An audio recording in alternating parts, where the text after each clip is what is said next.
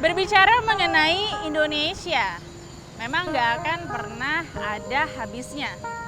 Mulai dari sumber daya alamnya hingga adat dan budaya.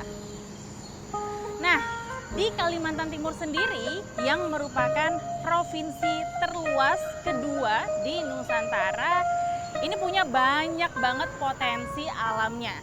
Mulai dari perbukitan, cagar alam dan budaya, taman bawah laut, hingga hewan-hewan langka. Penasaran? Ikuti perjalanan saya.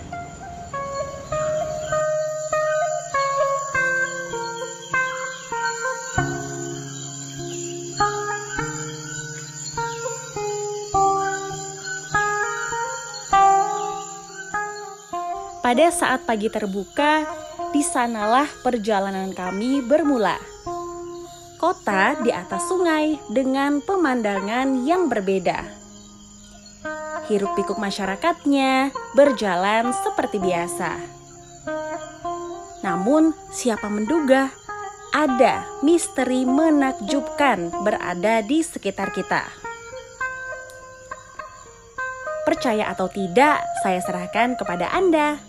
Tetapi karena ini warisan budaya, kita harus mempelajarinya.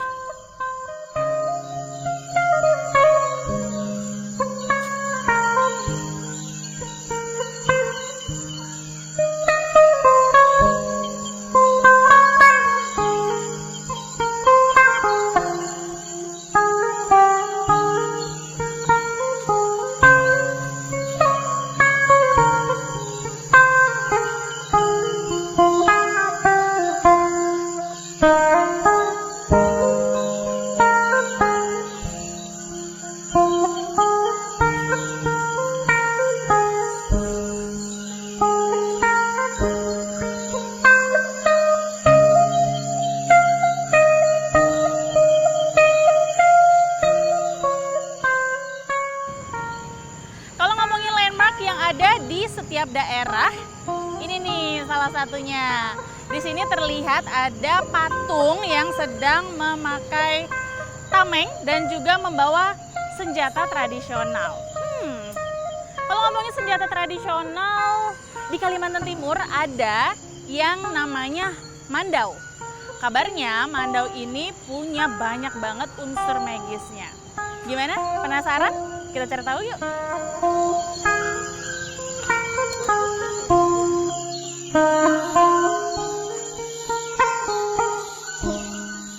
Tapi kita mau ngebahas soal mandau nih, Bu Belo. Ya. Ini untuk mandau sendiri tuh gimana sih cara pembuatannya?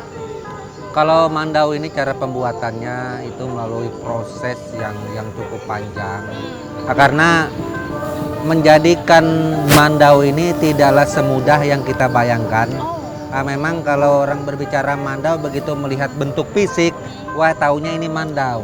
Tetapi prosesnya itu tentunya kita melalui ritual khusus, bilahnya dulu di tempat, dilihat hari. Kalau hari mendung seperti ini, biasanya mandau di tempat tetapi tidak diserpuh. Setelah selesai itu kita membuat sarungnya. Sarung mandau juga kita membuat tidak memakai kayu sembarangan. Seperti yang telah Empu paparkan kepada semua saudara kita, kawan-kawan permandauan, bahwa ada beberapa jenis kayu mandau yang boleh dipakai. Itu untuk sarungnya ya? Untuk sarungnya, seperti itu. Untuk mandaunya sendiri ini katanya pakai bahan dasar dari batu ya, Bu ya? Ya. Itu batu apa? Kalau untuk bahannya, kalau ini berbicara zaman dulu. Kalau di zaman dulu, bahan besi mandau itu besi batu, besi purut, atau bahasa Benua itu bilang besi purut. Terus kemudian kalau saudara kita di Kalteng itu menyebutnya dengan sebutan besi mentikai.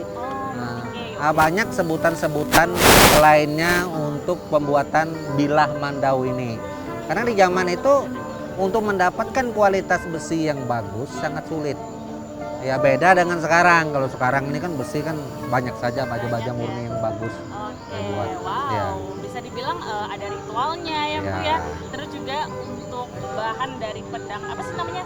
mandau. Mandaunya ini Iya. sendiri tuh pilihan. Iya, pilihan. Nah, terus kabarnya nih ya, Bu, katanya mandau ini nih ada unsur magisnya. Mm-mm. Itu benar nggak sih?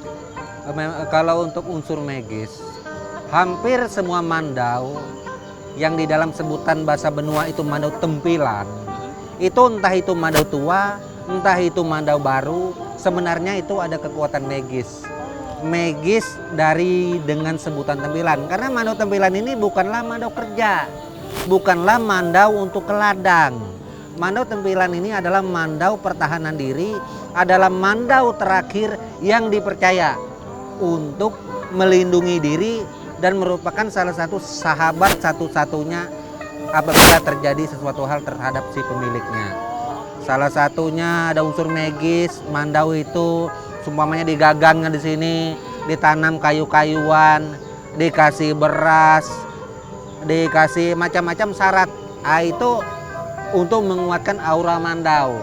Terus bilahnya juga dikasih raja, banyak hal lainnya yang membuat mandau tempilan ini mempunyai unsur magis. Kalau mandau kerja nggak seperti itu. Oh, nggak gitu ya? Begitu selesai ditempa, dibuatkan sarung, sudah selesai, siap ke ladang. Oh. Seperti itu Ini kira-kira. buat di ladang ya. Ya. Oke, Bu. Ini kalau misalkan kita ngomongin soal gagang dan juga pembuatan sarungnya nih, Bu. Ya. Ini kan gagangnya bisa dibilang unik ya, Ya. dan macam-macam gitu. Ya. Nah, ini gimana sih proses pembuatannya? Apakah ada syarat-syarat tertentu gitu untuk membuat gagang dan juga sarungnya ini sendiri? Untuk pembuatan mandau tempilan ini kan bahasanya kalau dalam benua ini kan mandau tempilan, mandau-mandau seperti ini, bukan mandau kerja. Kalau mandau kerja kan sudah Empu jelaskan tadi, dia tidak melalui syarat khusus karena itu untuk mandau pergi ke ladang, untuk kerja, untuk memenuhi kebutuhan kehidupan sehari-hari. Tetapi mandau tempilan ini adalah mandau yang boleh digolongkan masuk ke dalam kategori pusaka. Nah, kenapa? Karena mandau ini mempunyai syarat khusus. Setiap pemilik mandau itu tidaklah sama dalam memperlakukan mandau. Seumpamanya salah satu contoh, saya punya mandau seperti ini. Mandau saya boleh ditaruh di bawah, tapi mandau saudara saya itu tidak boleh ditaruh di bawah, dia harus ditaruh di atas. Karena justru ditaruh di bawah itu terkesan kurang menghargai. Nah, itu salah satu gambaran cara si pemilik mandau memperlakukan mandaunya. Makanya itu di dalam kayak pameran Empu Gelol Mandau Exhibition ini 2022, itu tergantung si pemiliknya.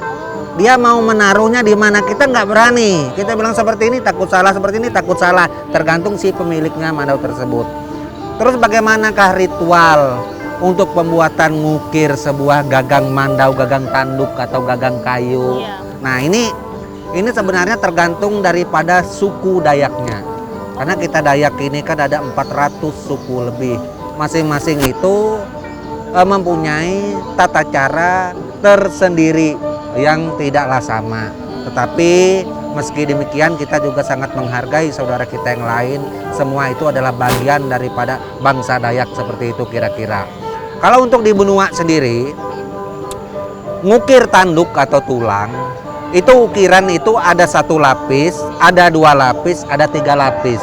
Ukiran terakhir itu adalah ukiran 3 lapis. Nah, ukiran 3 lapis itu adalah ukiran yang terberat, tidak semua orang mampu mengukirnya. Nah, ini juga di dalam mengukir itu tentunya melalui petua-petua khusus, melalui ketenangan pikiran, bahkan melalui semacam kalau kayak istilah Pulau Jawa, kayak semacam mediasi lah itu, agar supaya ukiran tersebut sempurna, tidak terganggu oleh sesuatu hal yang negatif. Umpamanya saya hari ini mengukir tanduk ini, saya istilah sekarang mungkin bakar kemenyan, apakah buat syarat macam-macam, tiba-tiba ada suara ribut segala hal lainnya, ini mengganggu proses ukiran yang saya buat. Seperti itu kira-kira bayangannya. Terus tadi masalah sarungnya juga pernah saya sentil dari awal. Sarung mandau ini dipakai itu adalah sarung mandau, sarungnya dari kayu gerunggang, kayu bangris, kayu marsipa, dan ulin itu adalah menduduki peringkat yang terakhir. Itu di dalam tradisi suku kita, Dayak Benua, Dayak Tunjung, Dayak Teboyan, Dayak Bentian, bahkan saudara kita dari Lawangan. Terus bagaimanakah dengan saudara kita Dayak lain? Apa seperti itu? Mungkin kira-kira seperti itu. Ambo juga nggak berani bilang harus seperti itu semua. Ya mungkin juga iya, mungkin juga ada yang enggak. Itu. Jadi di setiap suku ini nih punya caranya masing-masing. Iya. Pokoknya nggak Iya. ada SOP-nya tersendiri Enggak gitu. ada, Nggak ada ya. Iya, itu. Oke Empu, ini untuk pembuatannya menggunakan suhu berapa derajat dan berapa lama sih pembuatannya?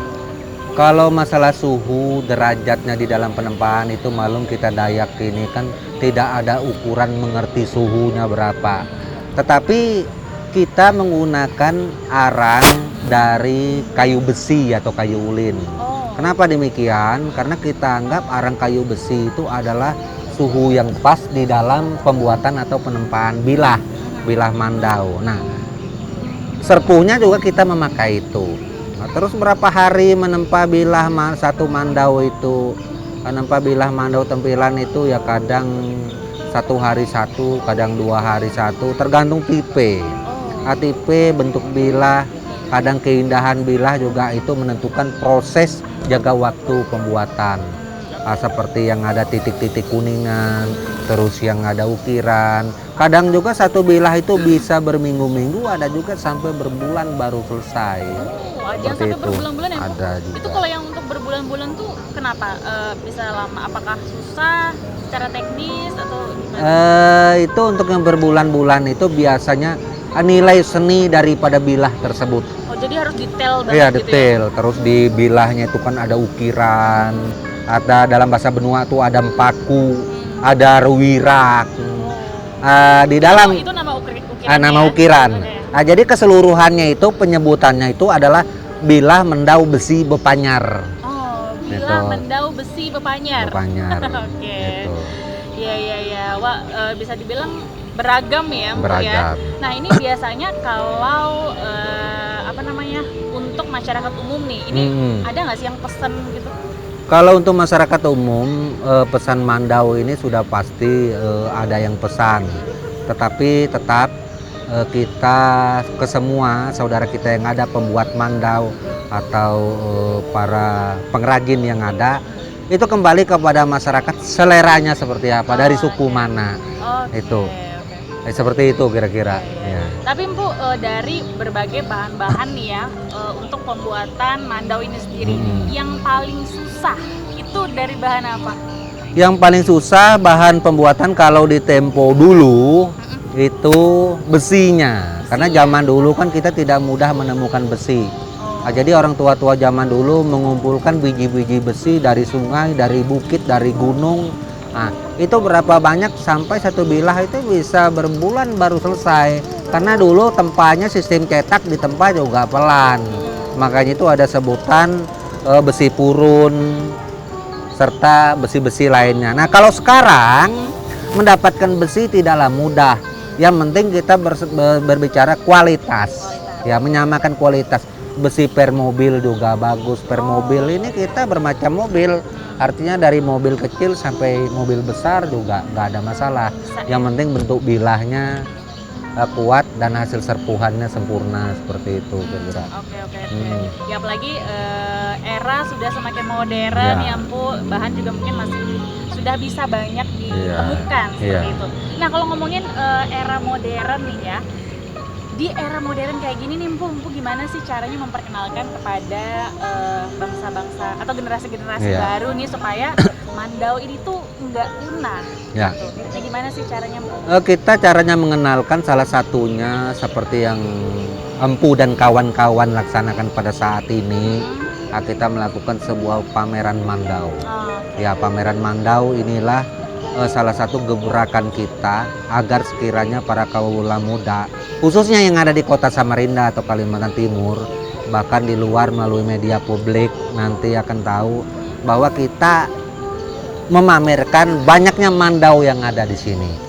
Sekiranya tujuannya apa Empu? Tujuannya itu agar anak-anak muda sekarang mencintai budaya kita, karena budaya Dayak, suku lainnya juga adalah bagian daripada seni budaya bangsa Indonesia yang memang patut kita pertahankan dan kita pelihara. Iya. Kira-kira seperti itu. Oke, pastinya kalau misalnya budaya ini sampai punah ya, ya mau gimana gitu. Pokoknya ini kan diserahkan kepada generasi-generasi muda sekarang yang memang akan melanjutkan adat dan budaya seperti Mandau ini.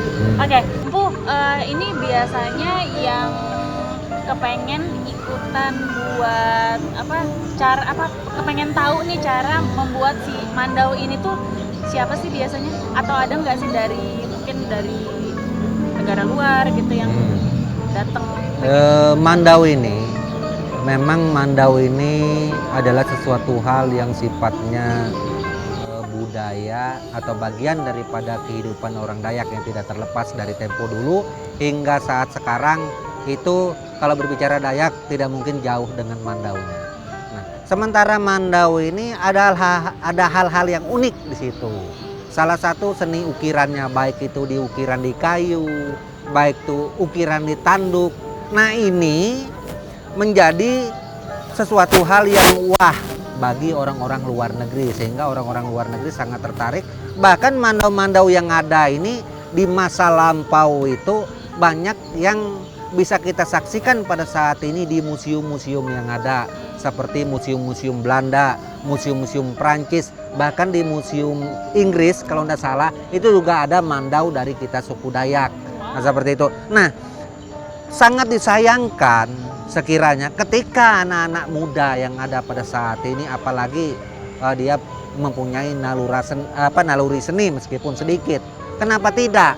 Ya, karena budaya kita ini tidak kalah dengan budaya luar. Sedangkan orang luar saja mengagumi budaya kita.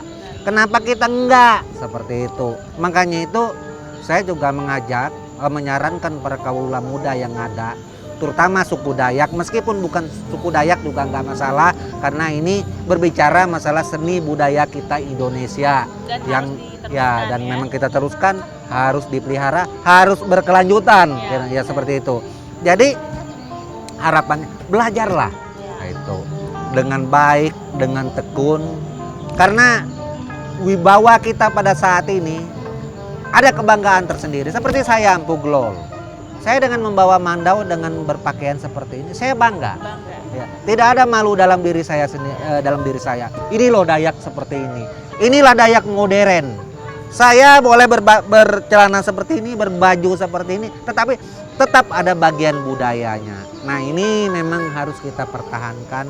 Harapan saya Empu Glol, semoga saja semua anak muda terus melaju, kita saling bersinergi sesama peseni yang ada, anak muda juga demikian. Karena saling bersinergi, saling menghargai, saling menghormati, itu lebih bagus. Semua itu akan berkembang maju, aku yakin seperti itu. Iya, benar sekali. Dan pastinya nggak ada salahnya ya untuk anak muda nih buat ikut mempelajari gimana sih cara membuat mandau dan lain sebagainya. Karena keotentikan negara kita nih yang paling penting ya Empu ya, untuk menjaga juga pastinya. Oke, makasih ya Empu ya, udah dikasih informasinya tentang mandau dan lain-lain ya. Ya, terima kasih Empu. Kita mau jalan-jalan juga nih ke dalam. Boleh, ayo. Silakan sama-sama. Ayo, Bu.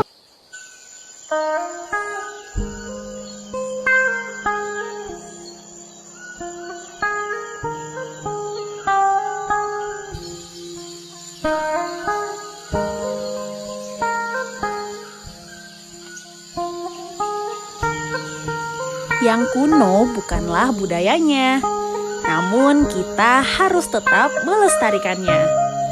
Karena budaya adalah identitas bangsa.